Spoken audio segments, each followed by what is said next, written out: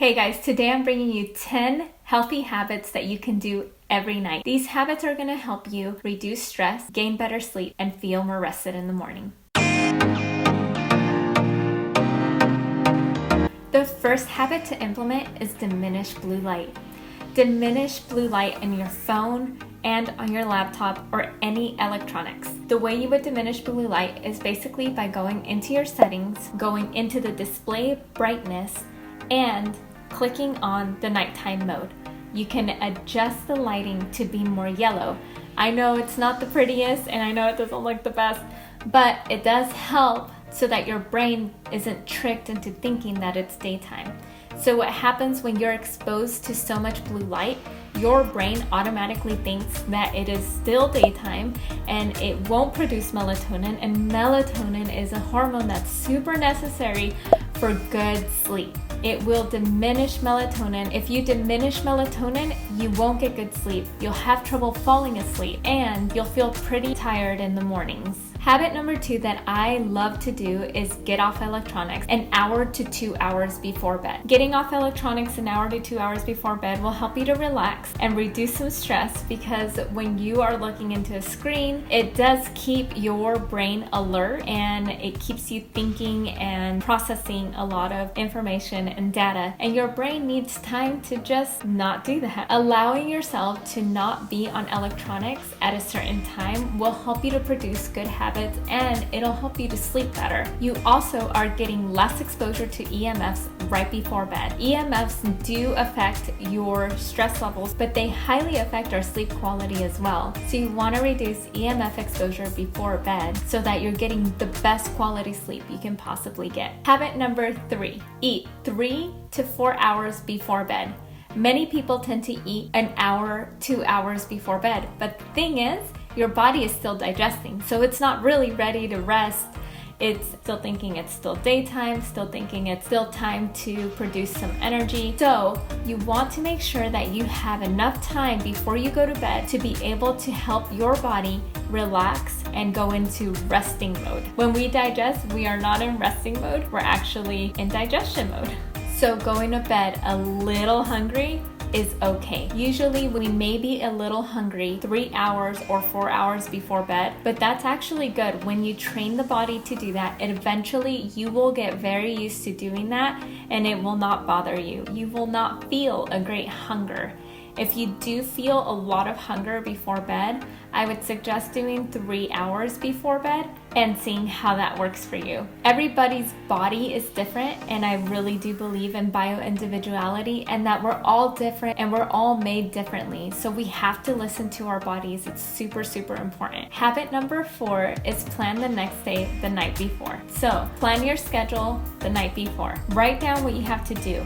I usually plan my whole week on Sunday nights. I write down my whole weekly schedule and then I add as I go along throughout the week. So when something comes up, I will add it the night before for that next day. I feel that I am least productive if I wake up in the morning and I have no idea what I'm doing. Looking over what your schedule looks like for the next day and planning what you need to do the next day is very helpful, so you wake up productive and you know what to do and you know what to expect that day. This will help you to get into a good rhythm and will help you to not feel so unmotivated or lack clarity for the day. Habit number 5, if you have trouble sleeping, rub lavender essential oil underneath your feet. Get a little bit of lotion or a little bit of coconut oil and add 2 drops of lavender essential oil per foot. Lavender essential oil is very helpful for calming and for de-stressing. Sometimes when we've had a very, very busy day, it's really hard to calm down, especially if you've got a lot going on in your mind and your mind's been going and going and going all day long. Sometimes it's really hard to tone that down. So lavender essential oil is really good for calming the central nervous system down, and I find that rubbing it on my feet has been super helpful for getting really good rest and really good sleep, which, hey, we all love that, right? Habit number 6, keep your room dark. When you go to bed, it's important to keep your room dark, away from lights, keeping blackout curtains, or using an eye mask. The darkness helps your brain to produce melatonin, and it helps you to sleep better and more restful. If there is light coming into your room, this could affect your melatonin levels, and it could trick your brain into thinking that daytime is coming or that the sun is coming out. So you want to have a pitch black room if possible. If not, use an eye mask. Make sure that it is not tight around your eye area and that it's not pressing against your eyelids. That will disturb your sleep and that won't be very comfortable for you. So I definitely recommend an eye mask that's not too tight around this area. Habit number 7, put your phone on airplane mode. Oh my gosh, so many people are probably gonna hate this one.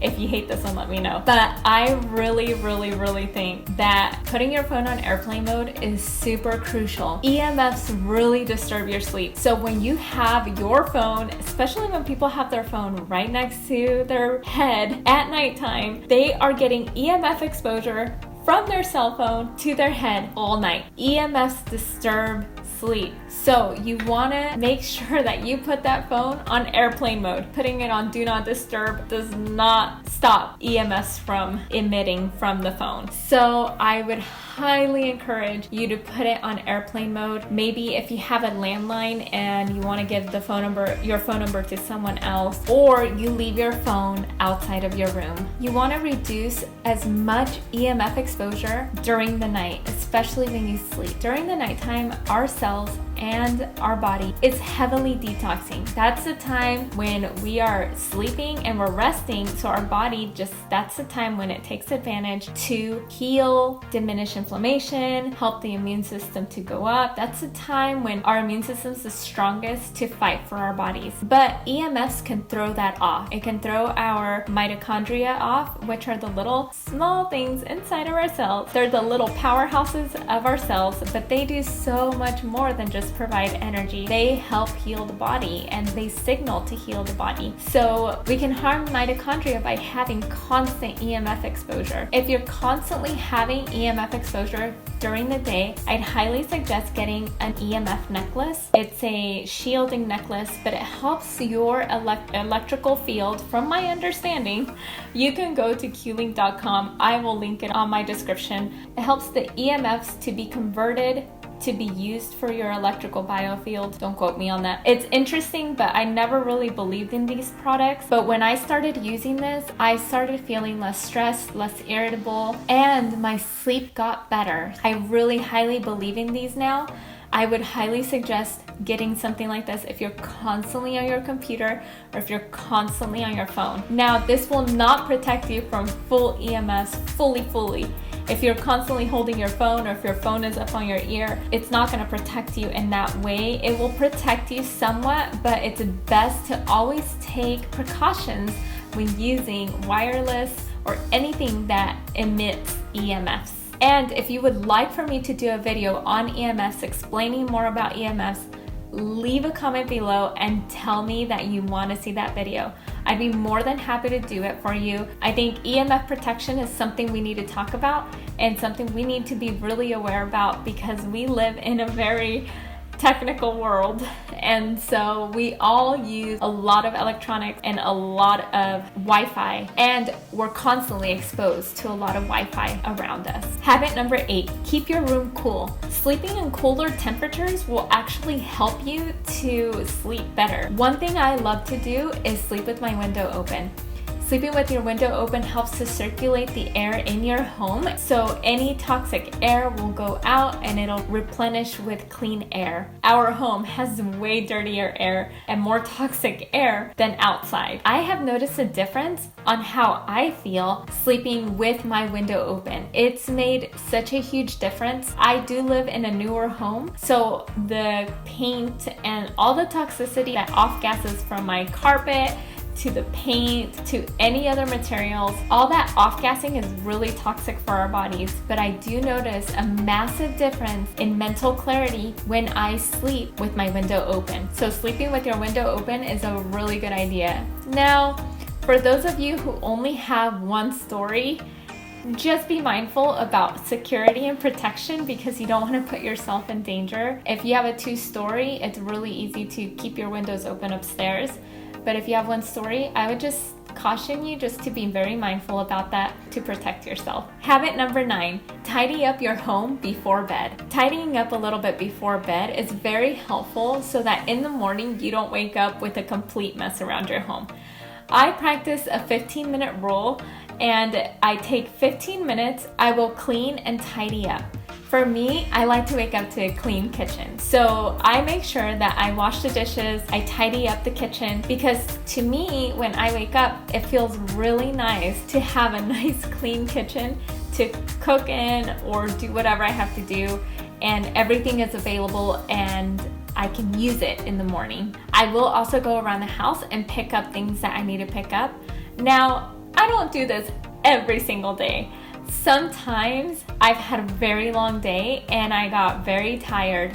For the most part, I will always clean my kitchen at night. I don't leave it dirty, but I don't always pick up. So exercising some grace upon yourself and being patient with yourself and not getting so angry or upset because you didn't meet this habit. It's okay, guys. Just practice grace on yourself and do what you can do. Think of the things that make you feel really good in the mornings. If that means it's a clean kitchen, then clean the kitchen and don't pick up. Choose your battles and try to see what's best for you. And last one, habit number 10, breathe deeply into your belly. So at nighttime, when you've had a lot of stress and it's been a very stressful day, breathe into your belly and just close your eyes. Allow your central nervous system to calm down. Breathing helps to relax your body and it helps to get oxygen into your lungs. So you want to make sure that you're breathing and helping your body to recover, especially from that mental stress and possibly even physical stress. It's a good time to just close your eyes and breathe for a few minutes. I would say probably 5 to 10 minutes is a good time. This time will help you to just refresh. Otherwise, you'll continue to be stressed and it will be really hard to fall asleep because sometimes when you're extremely stressed, it makes it very challenging to fall asleep. So I hope that these habits were super helpful for you. If you found this helpful, please like this video. It helps my channel to grow. And if you like this kind of content, join the family and hit that subscribe button. If there's any other videos that you would like to see, comment below and let me know. Until next time.